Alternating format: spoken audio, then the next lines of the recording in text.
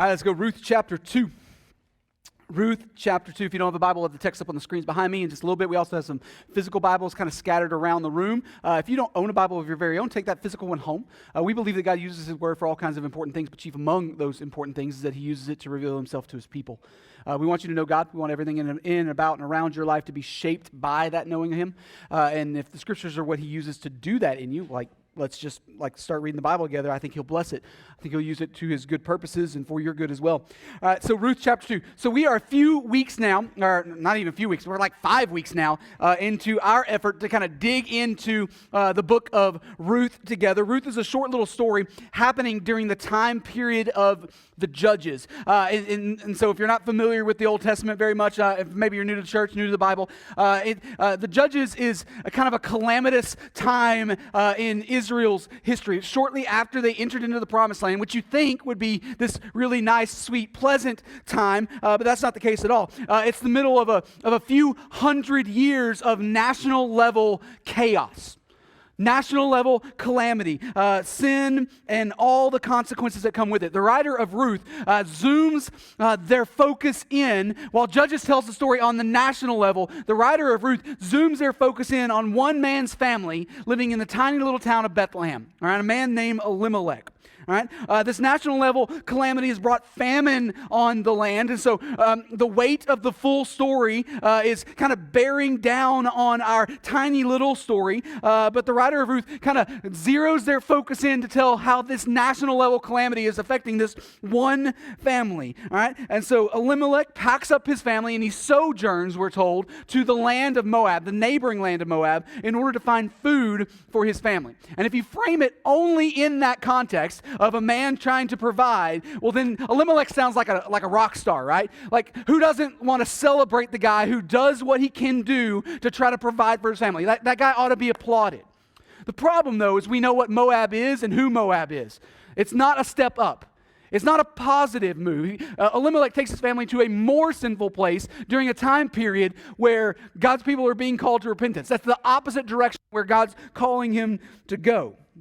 And the picture that's painted for us is that Elimelech seemingly knows that this is the opposite of what God is calling His covenant people to. This isn't some desperate attempt to eat. This is running away in a spiritual sense. So rather than repenting and trusting in God alone, Elimelech chases after fruitfulness on his very own terms. And, well, God won't let him have it. God won't let him have that fruitfulness. His efforts don't play out like we hope. God seems to withhold that fruitfulness from him. We fast forward in the story. Elimelech eventually dies, leaving behind a widow named Naomi. All right, he's got 2 sons. They both marry Moabite girls. All right, fast forward again. Another 10 years go by. Neither of these girls have had children, and so kind of fruitfulness has been withheld yet again. And now Elimelech's sons die as well. And so now we're left with 3 widows, Naomi and her 2 daughters-in-law, Ruth and Orpah.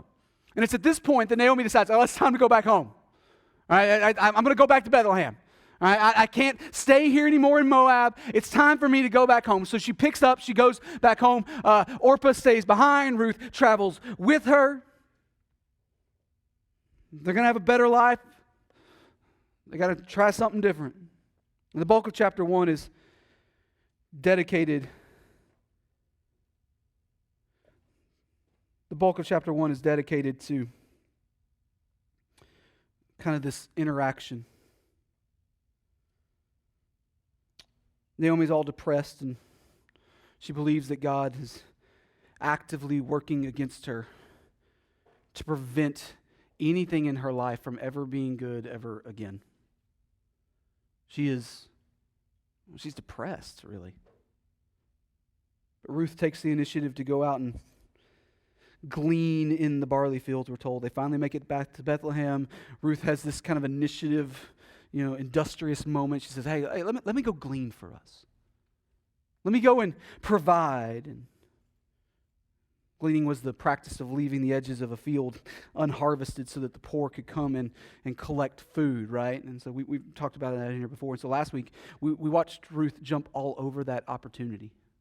She jumped all over that opportunity. And it was this moment where she wasn't going to sit around and do nothing. She was going to go do what's right. Right? And then last week we were introduced to the third main character of the story, Boaz. You just kind of puff your chest up. Boaz. It sounds like a good name. The love interest, we could call him. Boaz is a relative of Naomi's, and he happens to own the barley field that Ruth happens to be wanting to work in. So some call that a happy coincidence. The Bible, though, calls it the sovereign hand of the Lord bringing about his desired ends. Those are not in conflict with each other. God's in charge. Right? And so we left things off last week without being really 100% sure what exactly Ruth was doing. If you remember, we had this little small controversy that wasn't actually a controversy over what exactly the end of verse 7 means. And there's this idiom in the phrase, this kind of slang innuendo term that we're not 100% sure what it means. But our options were either that Ruth was working her tail off out in the field, working diligently, or she was patiently waiting for permission to go work her tail off out in the field. All right, that's the decision we were left with. All right, but either way, whichever one of those it was, we were supposed to be super impressed with Ruth. That was the point. Character and resolve, work ethic and honoring. Super excited that God is sovereignly bringing all the pieces together for this wonderful story. So what is next in our nice little biblical rom-com? What's the next step? Well, it's time for our two lovebirds to meet. Isn't that the best part of the story? In modern rom-coms, the two mains have to meet cute, we're told, right? And you know how the story goes. You've seen the movie before. If they're not meeting cute, it's not a good rom-com. They have to bump into each other in a laughable, slapstick kind of way, all right? And then they got to have some low-level flirting mixed in there. They can't be too committed, though, because they're both attached in other places. All right? There's got to be some low-level flirting in there. And then they got to separate for a time, also that in the next scene, they can awkwardly bump into each other again. Is that how a modern rom-com works? You've seen this movie. I know you've seen this movie. A plus B equals meet cute C. It's always how it goes. All right. So here's the problem, though. If you remember the options from verse 7, Ruth has either been waiting around with the hopes of hitting the go button to go to work, or she's been working her tail off out in the field, and she's probably a little sweaty about it. Which of those options is cute? Let's look at how it actually plays out. Verse 8. Chapter 2, verse 8. Then Boaz said to Ruth, "Now listen, my daughter, do not go to glean in another field or leave this one, but keep close to my young women. Let your eyes be on the field that they are reaping and go after them. Have I not charged the young men not to touch you? And when you are thirsty, go to the vessels and drink what the young men have drawn." Let's call a time out there. All right, so whether Ruth was working or waiting patiently doesn't matter anymore. We fast forwarded in the story, and now Ruth and Boaz are talking directly to each other. All right, they have now met. They're interacting, right? But notice that Boaz calls her my daughter, which, let's be honest, not the best pickup line. All right. So what's that about? Well, it's a pretty solid clue that there's a sizable age gap between Boaz and Ruth. Pretty sizable age gap. A lot of ink has been spilt trying to game out exactly how Boaz is related to Elimelech. I mean, is he a cousin? Is he like the second son of an estranged brother? We don't know. We don't know. All right? But we do have reason to believe that Boaz is closer to Naomi's generation than he is to Ruth's generation. However that plays out. One, because of this endearing little comment here. Two, because Naomi and Boaz are acquaintances, to use verse 1's kind of own terminology. But thirdly, and we would point to this as kind of the smoking gun evidence, later on in chapter 3, Boaz points out that one of the reasons he believes that Ruth is special, that believes that Ruth is worthy, is precisely because she didn't chase after, quote, young men. In other words, instead of pursuing a relationship with any of the single men of her own age, Ruth sought out the one that could also provide redemption and wholeness to Naomi. Ruth did not go the pathway everybody expected her to. She chose instead to go after Boaz. And so, while the numbers are far from specific, it does give us just a little bit of a window to play with, right? It tells us that the age gap is enough for people to not have assumed that that was the pathway Ruth was going to walk. But at the same time, it's not so much that everybody around's going, that doesn't work. Whatever that age gap is, you can do the math yourself, right? So even though we have reason to believe that Boaz is very impressed with Ruth, and he may even have had romantic feelings towards her by this point already, what we see here in this very first greeting is more about tender compassion. He calls her my daughter. A man of position and authority is carefully speaking to a young woman in need. He's in a position to be able to help her, and he lets her know that right out of the gate. My daughter. He says, I've charged my men not to touch you. Stay in my field, work alongside the women that are working for me. The unfortunate but really simple reality is that these harvest fields are not a safe place for a foreign woman. Not at all. As we're reading through this story, we have to continually remind ourselves that we're in the time period of the judges right now. Israel's not exactly righteous. And yeah, Israel's kind of having a better moment currently. They're currently kind of near the top of their bell curve when it comes to kind of national level righteousness. But in the cycle of sin, slavery, repentance, rescue, and repeat, they're never very far from an uh-oh moment. They're having a more put together couple of years, but it doesn't mean that everything is holy and sinless at this time period. It's still defined by everyone was doing what was right in his own eyes. There's a foreign woman without a chaperone. Ruth has stepped into a very, very real risk here. Boaz understands that risk, and so the very first thing on his to-do list is to provide protection for Ruth. I commanded my men, but I can't vouch for what will happen in other fields. So stick close to the ladies that are working for me. In fact, don't even leave the field to go off to the well to get a drink. Drink what my guys have drawn for our people. Don't run off. We talked last week about how gleaning was a command given by God to his people. It was a non-negotiable that Israel was to mirror the heart of God towards the orphan and the widow and the sojourner. But even in the very first words from Boaz to Ruth, Boaz flies right past what the law actually required from him, explicitly required from him, and into the category of special blessing. He steps immediately past, this is what I'm required to do by the law, and this is how I will love you well. Absolutely none of what he just said was actually required of him by God's command. None. But Boaz is impressed by Ruth. He wants to return the kindness that he's heard the gossip about. But while Boaz kind of believes that he's returning kindness for kindness, that's not how Ruth sees things at all. Ruth does not see it as a return of kindness. Ruth sees his generosity as an extravagant blessing that she doesn't deserve. Look at verse 10. Verse 10 says, then she fell on her face, bowing to the ground, and said to him, why have I found favor in your eyes that you should take notice of me since I am a foreigner? So Ruth walked into that field that morning hoping that she could find somebody, just anybody who would say yes, who would be kind enough to allow her to gather some food from the scraps that they left behind. That was her greatest hope that morning. And so in her mind, just being given a yes was a kindness that she didn't presume. Just getting that yes was going to be enough. And so for the landowner himself, forget about the manager, for the landowner himself to come speak to her about it and to speak tenderly to her about it, and then even on top of that to provide protection for her as she does so, blows her away. And so we're told that she hits her face. She falls down on her face, prostrate, as a sign of unrestrained gratitude. What Boaz sees as a kindness being returned, Ruth sees as favor, as undeserved grace. And like you and I probably would in that moment, at least I know for me, she can't wrap her head around why. Why would you show this kindness to me? You know who I am. Why would you show this kindness to me? Look at Boaz's response in verse 11.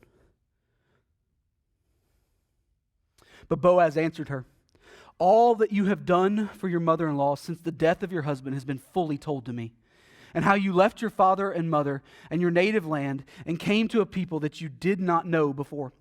The Lord repay you for what you have done, and a full reward be given you by the Lord, the God of Israel, under whose wings you have come to take refuge. Verse 13. Then she said, I have found favor in your eyes, my Lord, for you have comforted me and spoken kindly to your servant, though I am not one of your servants. So Boaz appears to be just as blown away by Ruth's actions as Ruth is blown away by his. It's like, how could I not show you this kindness? I've heard about everything you've done for Naomi. I'm aware of the story. I've heard the rumors. You've lost so much, and what you didn't lose, you willingly left behind. May the Lord repay every bit of it, he says. And we pointed out a couple of times now throughout this series, but Lord in capital letters there is a little shorthand that Bible translators often use to replace the covenant name of God to Israel. And so the covenant name that God gave to his people to know him by, to call him by. And so it was an incredibly valuable name. They were very careful not to overstep how they used it and use it in a way that dishonored the Lord. And so oftentimes it's replaced in English Bibles with the Lord. And so Boaz just described, he didn't just describe some kind of generic title of God to hope in the universe would work some things out. You know, the way that people often talk about kind of fate or karma or those kinds of things. No, he's talking about the personal and knowable God of Israel, Yahweh. The one with a capital O, who's actively working throughout history for his glorious purposes and for the good of his people. Speaking of the Lord, he says, under whose wings you have come to take refuge. What a pretty way of putting it.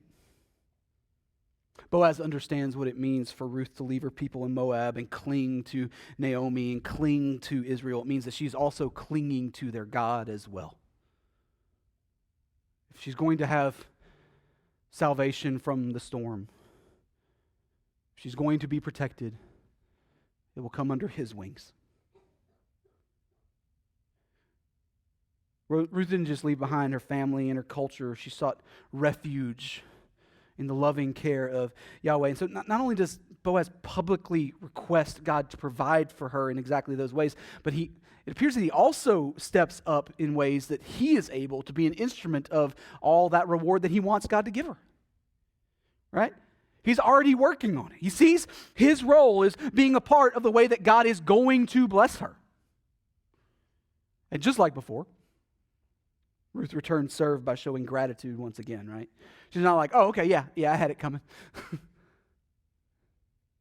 You call it kindness? No, I call it favor. I call it favor. You have been more kind to me than I actually deserve. But Boaz is just getting warmed up, because look what happens next in verse 14. And at mealtime, Boaz said to her, come here and eat some bread and dip your morsel in the wine. So she sat beside the reapers, and he passed to her roasted grain, and she ate until she was satisfied, and she had some left over. All right, so everybody goes off to work, right? All right, and however long later, it's time for a lunch break. Right? That's kind of how the day's rolling out. Everybody's working. It's time to shut it down and eat lunch together. And Boaz's crew, we're told that they all eat together, which, as far as I can study, seems like a unique thing. All right? It's also a really good boss move. All right? There's a reason why every time we have a work day here at the church, we feed you lunch. All right? It's how that works. We try to be as smart as Boaz. It encourages everybody. It builds fellowship among the team. Yada, yada, yada. It's a good move. Do it. All right? So, remember, though, that in this culture, sharing a meal with someone is a lot bigger deal than doing it today. Why would it have been unique? Because Boaz eats with his crew. That's unique. But even beyond that, inviting the Moab girl, the foreign girl who's out there running behind your crew, inviting her to come sit at the table and eat with you, that's a bigger deal. Boaz goes against the natural postures of his culture, and he pulls Ruth into the inner circle. He invites her to belong at a level that would have seemed kind of crazy and outlandish to everybody else sitting at the table. Oh, you got some bread? Great. Dip it in the wine. It's good stuff. Have you tried the roasted grain yet? We're kind of proud of it around here. Have some. Here's a bowl of it. Have your fill. We're told that Ruth eats and even gets to pack a doggy bag to take home. Maybe she remembered it, unlike I always do when I pack a doggy bag at a restaurant. You're no better than me. Stop it. All right. No, but blessing and kindness is starting to add up here, right? It's starting to build. One commentator I looked at this week pointed out that because of the extravagant kindness of Boaz, Ruth seems to be becoming the opposite of Naomi. All right? Think about that for a second. Naomi walked into Bethlehem claiming that she went away full and now she's coming back empty and God is at fault, right? God had robbed her of all of her fullness. But Ruth goes out to glean and she went empty, but now she's coming back really, really full, right? While Naomi claims that God caused her to leave full, Ruth now has more than she left with. But she's going to end up being way fuller than she could possibly imagine, because look what happens next in verse 15. When she rose to glean, Boaz instructed his young men, saying, "Let her glean even among the sheaves, and do not reproach her. And also pull out some from the bundles for her and leave it for her to glean, and do not rebuke her." All right, so the lunch break is over. It's time for everybody to go back to work. And as everybody's beginning to scatter off into the field, Boaz pulls his boys aside. All right, listen, guys. All right, here's what we're going to do. Let her, don't make her follow behind you anymore. Let her get right up in the middle of what's going on. And gleaners, they're allowed to pick up whatever we leave behind. So here's what I want you to do. Pull some out on purpose and leave it behind. Boaz sets the ball on the tee and he lets Ruth crush it.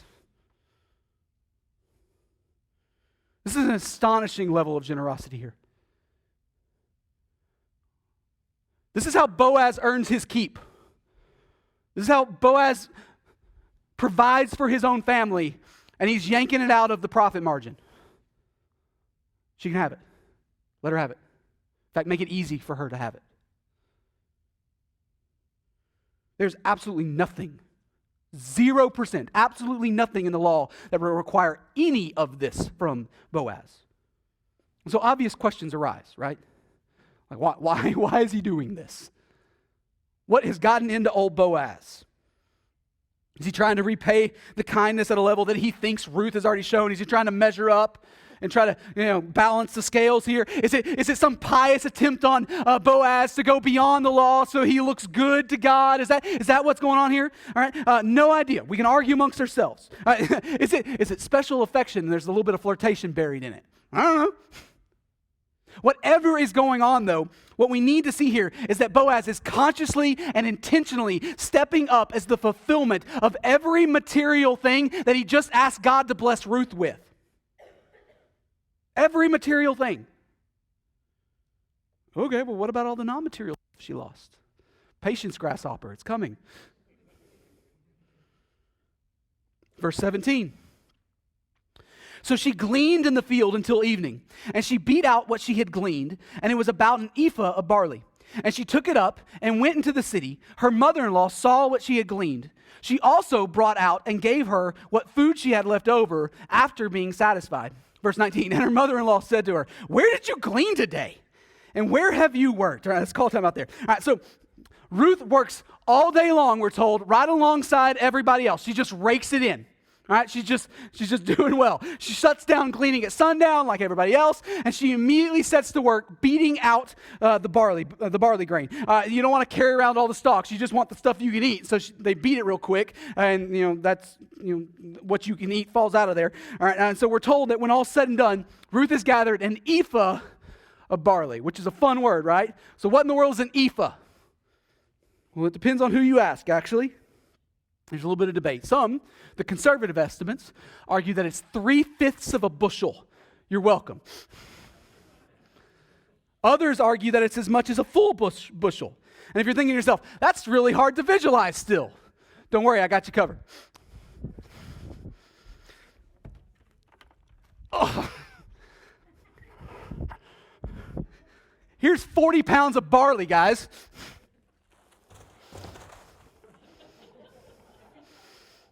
By the way, I had to clean out 3 grocery stores to get this.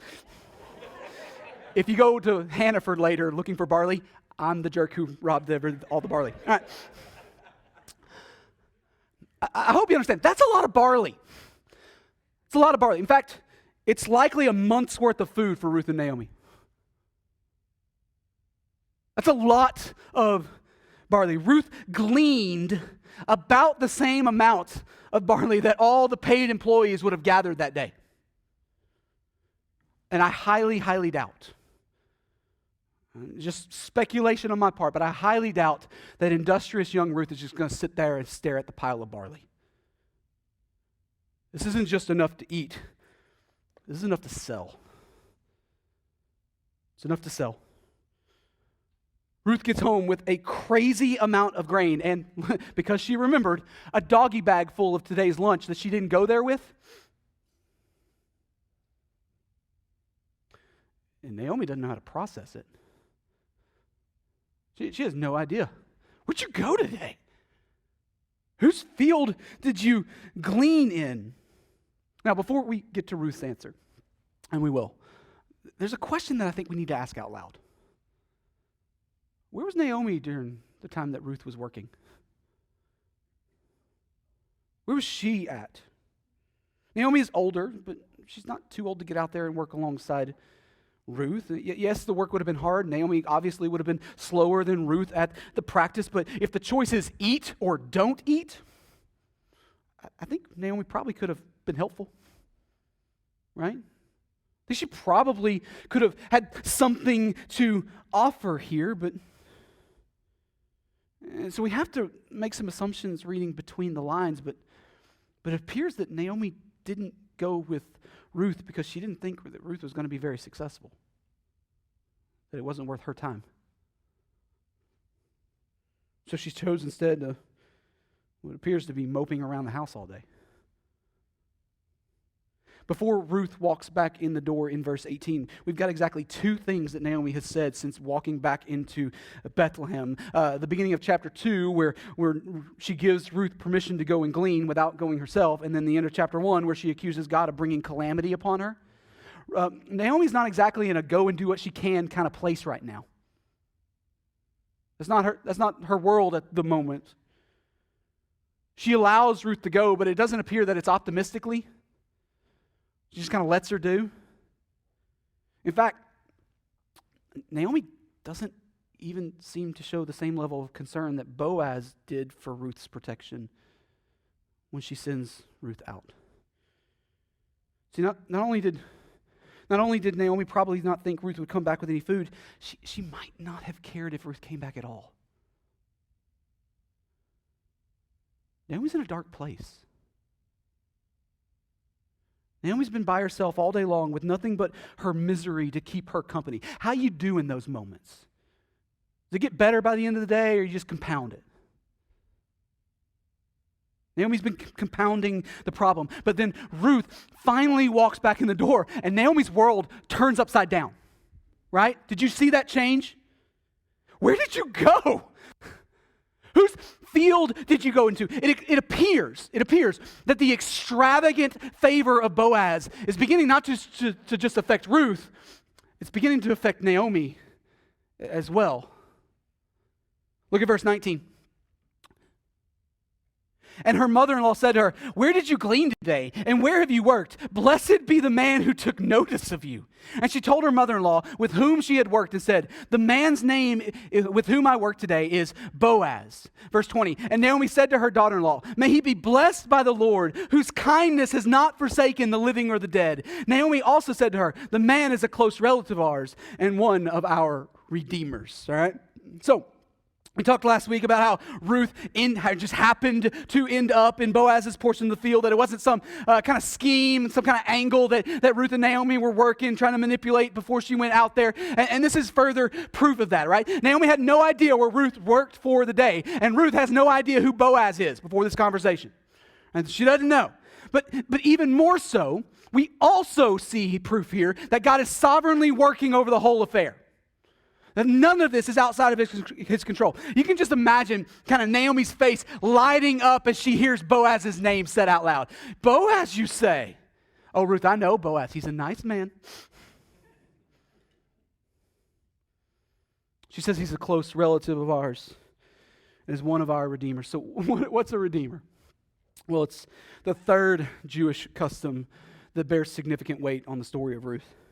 We've already talked about gleaning. We've talked about levirate marriage. Redeemers were a third protective piece built into the culture. Some people like to call them kinsman redeemers. That's the term they use. The problem is that term is incredibly redundant. All right? Redeemers act as redeemers for their family. And so if you're not a part of the family, you're not a redeemer. That's how that works. You have to be a kinsman. So it's just a redundant thing. All right. So redeemers were men identified within an extended family who could step in with either financial or legal help when the family got in trouble.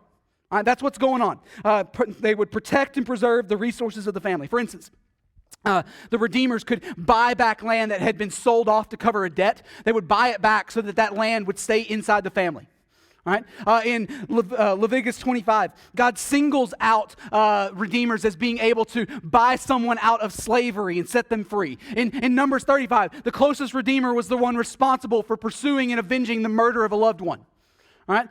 So the redeemers have all this stuff going on. And so there's a lot going on here. Essentially, they were well-off members of the family who could stand tall and be a means of rescue for the family when the family got into trouble. That's who the redeemers are. When the family had a problem, the redeemer stepped in to fix the problem. There was also a proximity requirement to them. Naomi's nearest relationship had first rights in each of these circumstances. And Naomi hints at that reality at the end of verse 20. She doesn't say that Boaz is our redeemer. She says that Boaz is one of our redeemers. So follow the logic here. It appears that there are multiple men, multiple pathways of redemption available to these women already baked into the culture before they step foot into Bethlehem. The pieces were already in place before Naomi and Ruth even showed up. And what's really interesting to me is that Naomi knows this. She knows this. This isn't new information to Naomi. Ruth didn't come home with a note explaining who Boaz was and how he could help. Pinned to her shirt, right? Naomi knows Boaz. She knows who he is. And she knows that Boaz is one of multiple men in her family who are specifically set apart to help in their exact problem. So putting the pieces together here, it seems like Ruth walking in the door, bearing the gifts of Boaz's favor, bearing the fruits of his grace, it seems to have actually woken Naomi up out of her fog. She does a complete 180. She goes from sitting at the house all by herself while Ruth goes out and works for them, tries to get food for them. She goes all the way from that to, how great is our God that he would provide so extravagantly for us. He has not left us without hope. And he has not done writing our story. Just a little bit of shift in Naomi, right? How long do you think it's been since Ruth's seen her mother-in-law like that? Think it's been a little bit? Sitting up tall with hope in her eyes? My guess is that the bitter one, Mara, my guess is that it's not a fitting name for Naomi anymore.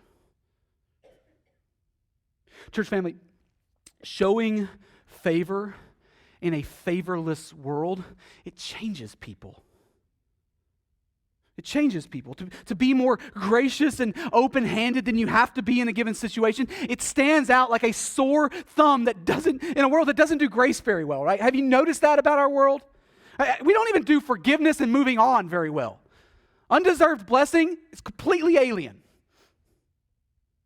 And while it may be greatly exacerbated in our current cultural moment, it wasn't exactly celebrated in the time period of the Judges either. Naomi and Ruth have multiple times now throughout these handful of verses assumed that people would treat them exactly the opposite of the way that Boaz eventually treats them. They didn't see it coming. Follower of Jesus, you will have opportunities. Not you might.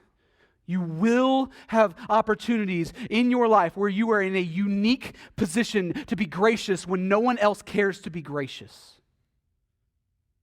You will have opportunities to be open-handed and to bless when the exact opposite postures are expected by everyone else in the room.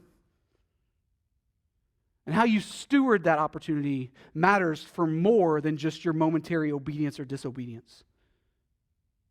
It affects those around you. One, God will use that graciousness where graciousness is not deserved. He will use it to change the realities of the ones on the receiving end of that grace. Like he'll use it to pull them out of pain and to pull them out of darkness and maybe even hopefully pull them out of their own arrogance and self-righteousness. But two, God will also use it to show off how attractive his otherworldly grace is to everybody on the sidelines. Showing favor in a favorless world stands out so much that it even changes the people in the audience who are watching it play out. It wakes Naomi up. Where'd you go today? Okay, but like, what's our motivation? Like, it sounds good, but why should I bother? Why should any of this concern us? Because the gospel. That's why. Because we have already been shown an otherworldly and extravagant grace. While Ruth and Boaz go back and forth over whether or not Ruth deserves this kind of kindness because of the kindness she's already shown, the problem with trying to attach ourselves to the story of Ruth and Boaz is that we're not like Ruth. Ruth came to the table with this extravagant dedication, this act of service and emptying love that Boaz goes, man, I want to know more about that. Let's reward it. The problem is, I don't have that in me. How about you? When we come to Jesus, we bring no previously righteous actions to the table for him to be impressed with. Not only is Jesus the greater and more perfect Ruth, but good news for us, Jesus is the greater and more perfect Boaz too. That's one of the reasons I love this story. There's not just one Jesus figure. Jesus plays both roles on our behalf, continuing to bless and continuing to provide and continuing to press in and give, even despite our never having earned a bit of it. That's my hope today. My sincere hope that you see that otherworldly, extravagant favor for exactly what it is, and because of seeing it, it has absolutely turned your world upside down. If you're hearing this morning and you're not a follower of Jesus yet, we can do something about that. I'd love to introduce you to Jesus. The Bible teaches that we have all fallen short of God's glory, that we are all by default separated relationally from God because of our sin, and that we are owed the just and righteous punishment for sin. But the Bible also teaches that it is while we were still sinners that sin was accounted for. The eternal Son of God put on flesh and dwelt among us. He lived a sinless life that neither you nor I are capable of living. He died on the cross as a substitute in our place to make payment for our sin. And he was raised again as a vindication of his sufficient work on our behalf. And now he calls on you to respond to him and his extravagant favor by repenting of your sin and calling on him as Savior and Lord. The greater and more perfect Boaz is our great Redeemer. And you can meet him this morning, call on him this morning. In a little bit, I'm going to give some time of response. That's your opportunity. But what about the rest of us? What about those of us who are already followers of Jesus, already Christians? We got a couple more verses to look at, all right? Verse 21, Naomi is perked up. We've learned that Boaz is a redeemer. Now Ruth answers, right? Let's look at it. And Ruth the Moabite said, besides, he said to me, you shall keep close to my young men until they have finished all my harvest. Verse 22, and Naomi said to Ruth, her daughter-in-law, it is good, my daughter, that you go out with his young women, lest in another field you be assaulted. So she kept close to the young women of Boaz, gleaning until the end of the barley and wheat harvests, and she lived with her mother-in-law. All right, so Ruth tells Naomi about the physical protection Boaz gave to her. Naomi thinks it was a good idea. Yeah, that sounds like a wise thing. We should probably continue doing exactly that.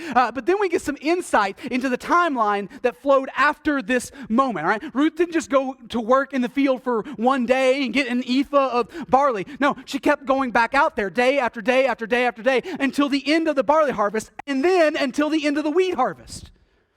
We're talking about a month's worth of harvesting here. So you put the two of them together, Ruth's put in a lot of work. If she's come anywhere at all close to this rate of success, we're talking about roughly 2.5 years worth of food that she gathered in a month. So why is that important for us? I mean, it's a cool little stat, I guess. Why is that important for us? Because Boaz's favor wasn't just a one-time thing. That's why. His extravagant favor was coupled to the promise of future blessing as well. And as the greater and more perfect Boaz, Jesus' extravagant blessing has future promise buried in it too. Not only is his work on our behalf something that has been poured out for us in full, but he has promised to continue blessing his people until the day that he sets all things right. And in his goodness, he has given us a picture of that past blessing as a reminder of not only what he has already done, but what he is still doing and will one day bring to final completion. Extravagant grace coupled with promised provision. So if you're here this morning and you're a follower of Jesus, we've been given a picture of what he has already done and is still doing. We get to lean on that picture this morning to remind us. So if you're here and you're a follower of Jesus, this table is for you.